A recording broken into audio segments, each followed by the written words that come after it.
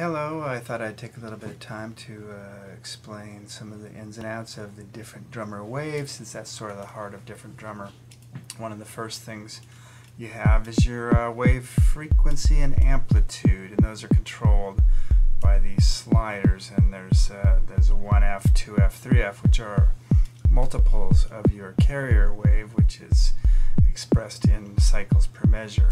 And you have different wave shapes that you can go through in terms of each of the different components can have their own shape, or you can assign the same shape to all the different components.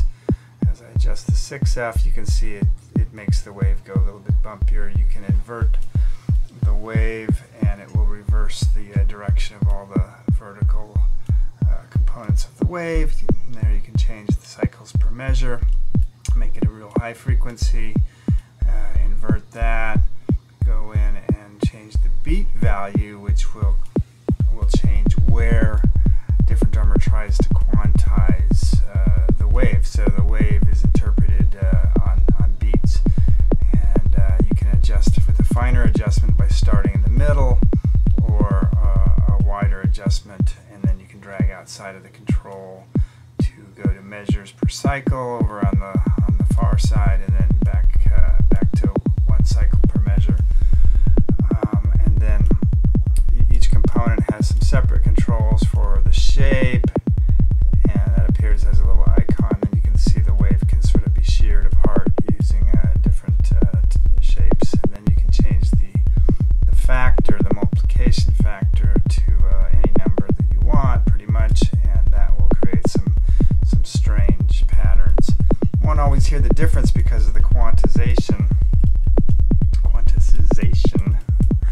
and but you will get subtle differences usually, no matter what. You can change the playback range of a wave using the range control, and you have a lot of different instrument types to choose from.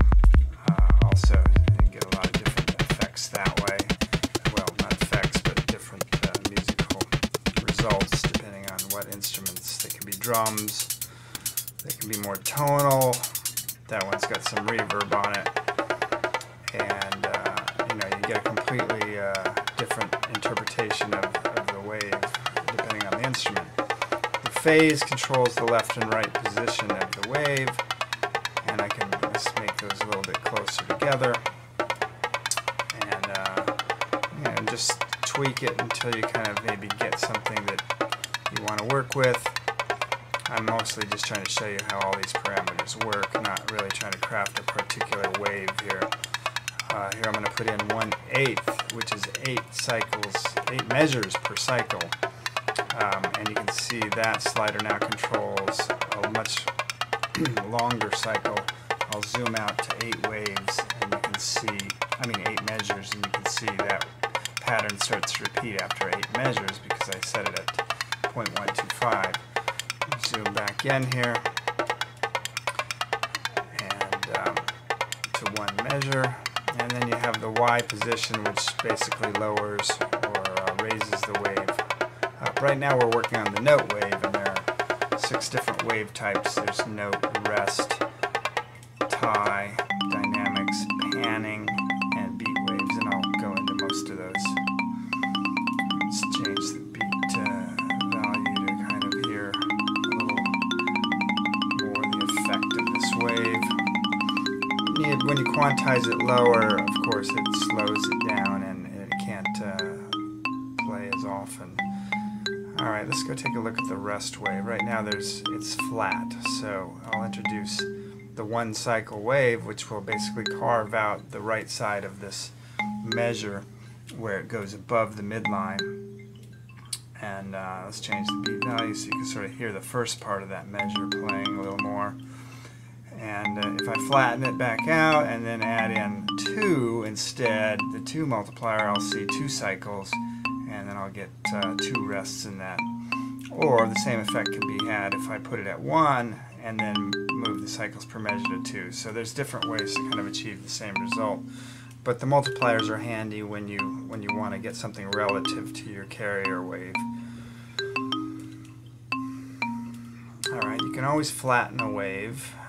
hitting the 0, and right now I still have the rests, so now I'm going to flatten that, and that just basically sustains because I'm tying together all those notes. And we'll put in a little higher frequency rest wave. Now you hear a little syncopation in there because of the way the wave is interfering with the beat values.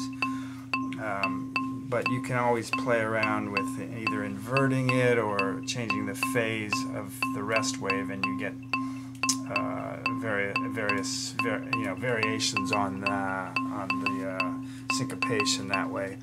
Add some other harmonics in there, and you get a more complex kind of rest pattern. And then you can slide the phase around to kind of get something maybe that appeals to you. You can also change the beat value. This is having a little trouble in the simulator recognizing these mouse clicks on some of these. I'm not sure why, but we'll try another. Let's see. It's going to take that eighth note. How about the quarter note? Okay, let's just do that. So when you have assigned that, then the phase gets shifted exactly in quarter notes, which is basically 90 degrees in this case. And so you can see the phase shifting over. So that can be a good way to discover variations on your beat structure, is changing the phase by exact amounts, or going back to your cycles per measure. So there's a lot of ways that you're going to change your beat structure. Okay, I'm going to try something now and show you the tie waves. So right now it's all tied together, but watch what happens when it gets untied. Now those notes above the axis over there on the white wave are untying those notes and set them to a little bit less drastic beat value. And then as you change your tie wave, add some more interesting harmonics in there, you can get some more interesting patterns with the tie wave. The dynamics wave just basically changes the velocity along that wave. And of course, these are very straightforward sine waves. You can change the frequencies and the individual components, as I showed before, with all those different shapes and things to get some pretty cool dynamics and accents. And I'm going to add it in my little separator there.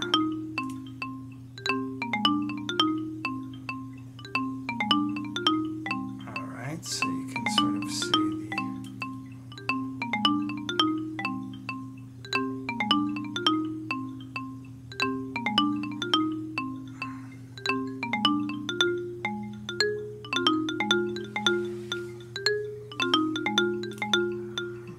flatten that back out, go back to the rest wave, and flatten that back out.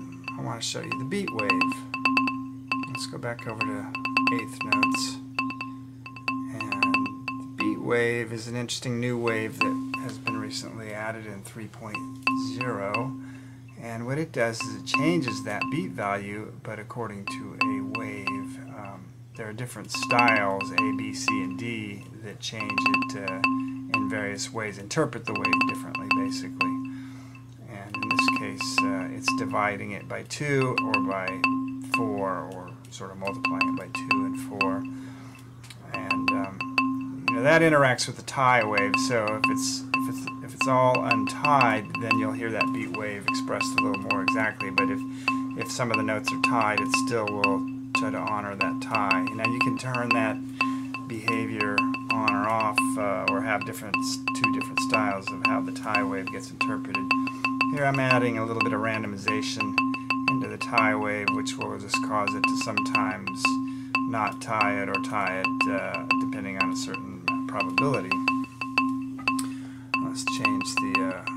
Let's add some randomization into the note wave. You can sort of hear it a little better. So instead of just playing the same note, now it's kind of randomly choosing a different note within a given range at a certain frequency. And then I can change the other component, the 1F, and now it'll follow that wave, but it'll throw in some random bits in there. Change to Dingery. Now I'll go to another style where it cuts off the notes instead of lets them complete their sample. That can be handy for certain types of sounds or in certain situations, but a lot of times with the drums you want to complete the sample so you get a full drum. So that's why we have the two different play styles. Most of the waves have some different styles, so you can get a different interpretation or a different playback method depending on the type of sample you're using. This just shows you how you can play with the note wave and the different components, getting some different styles. Use the inversion to kind of hear the opposite track of the same wave. The mirror, kind of the mirror image. And the beat wave is a great way to sort of hear some interpretations of the same notes, basically, in different kind of rhythmic patterns. And the thing I like about the beat wave is it gives you sort of a patterned approach to changing the beat value rather than just manually adjusting it. So just turn on a couple more waves, and I'm not going to go into adjusting them.